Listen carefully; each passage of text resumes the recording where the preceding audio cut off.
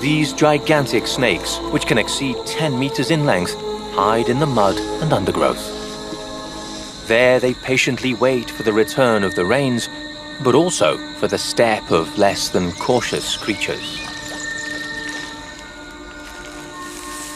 Anacondas will often lie in wait for days, but sometimes, when they detect the footfall of some exhausted traveler, they will emerge from their unseen ambush. Young caimans seem like an excellent opportunity for a young anaconda. But no matter how young, a caiman never willingly becomes someone else's dinner.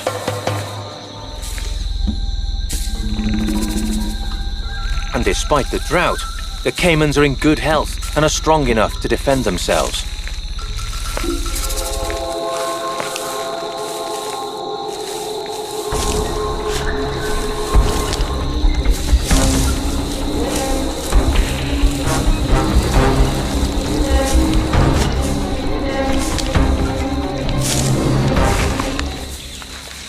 Nothing will stop them reaching one of the few remaining oases in the forest interior. Not even a hungry anaconda.